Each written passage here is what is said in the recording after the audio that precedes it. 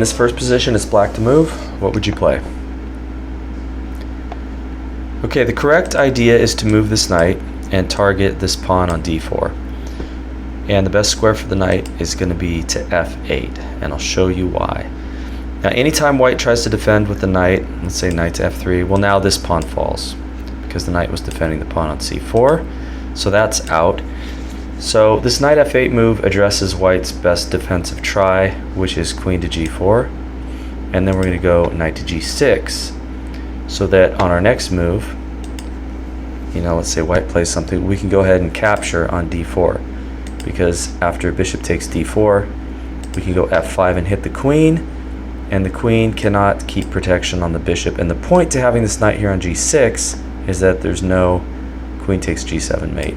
So that's why knight to f8 was the better move than, let's say, knight b8 when queen g4 just successfully defends. Here it's black to move. What would you play? The winning move here is f4 check. So the white king's going to want to come over to f3, and then we go king to f5.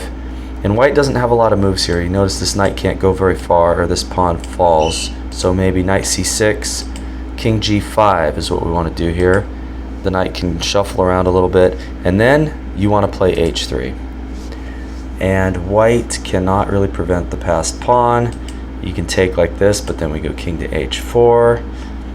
Try to put the king here, but now we got f3 check, and the king's gonna have to capture, and then we capture here.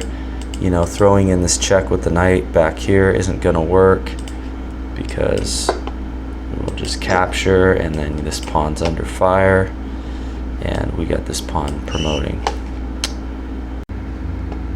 Here it's white to move. What would you play? The winning move here is bishop takes f7 check. Alright, and black is either going to have to lose the queen or get checkmated.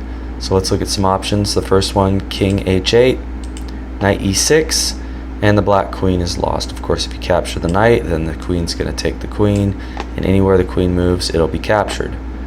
Okay, maybe you want to try rook takes f7, same problem, knight e6, the queen's lost.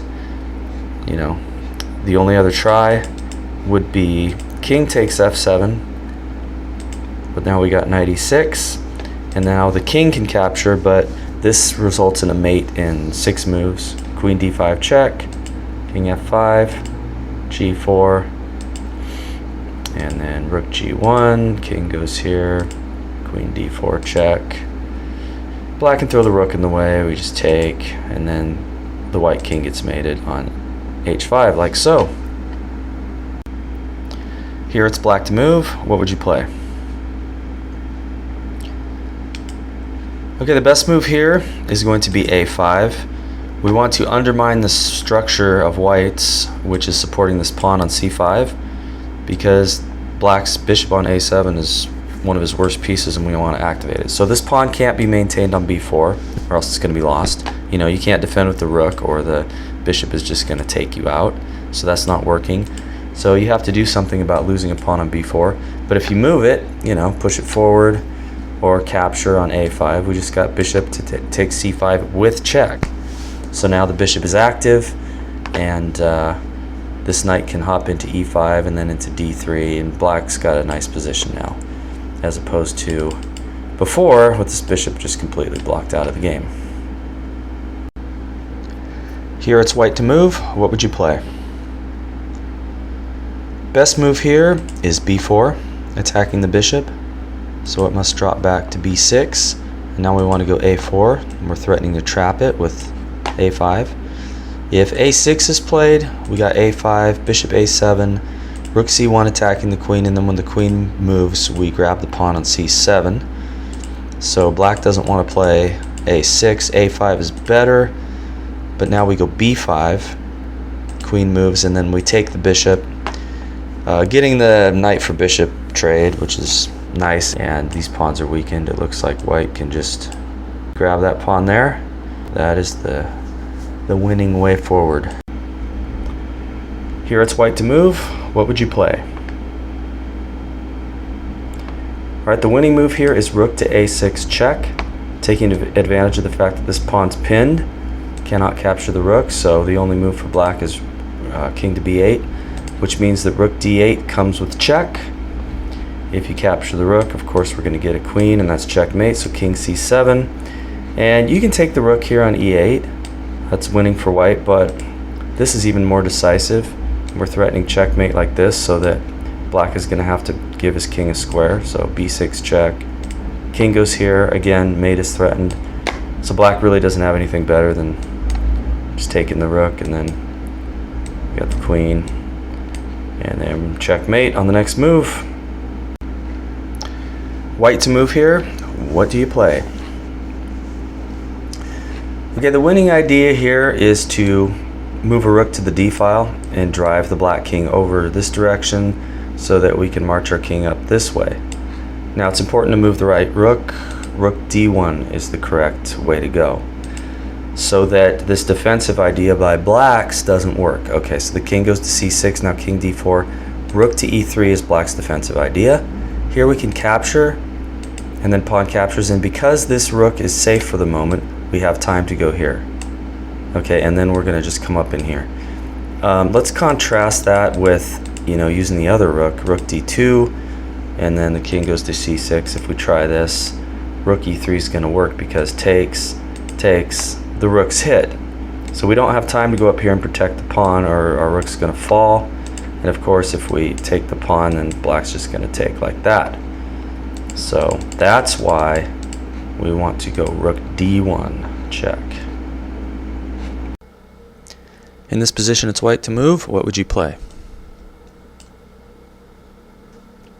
White can actually win a pawn with knight takes d5. Of course, if the knight's captured, queen takes a5, loses the queen. So what else can black try? Let's say knight takes b3, queen is protected.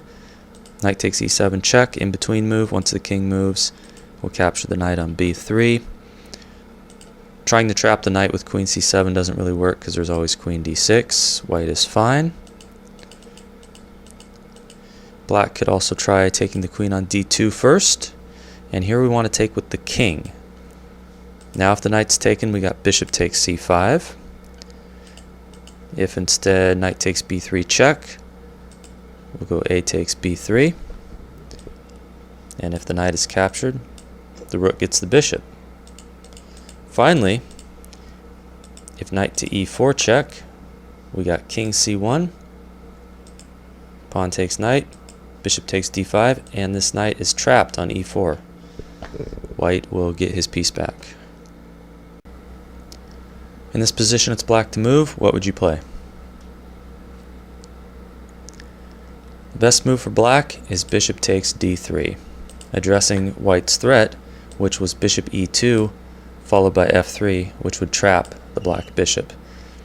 So after what was played in the game, knight to d7, white can play bishop e2, and now black's best option is probably to play g5. The bishop drops back, and f4 is necessary so the bishop can escape, but then pawn takes, bishop takes f4. So black has to give up a pawn to avoid losing his bishop.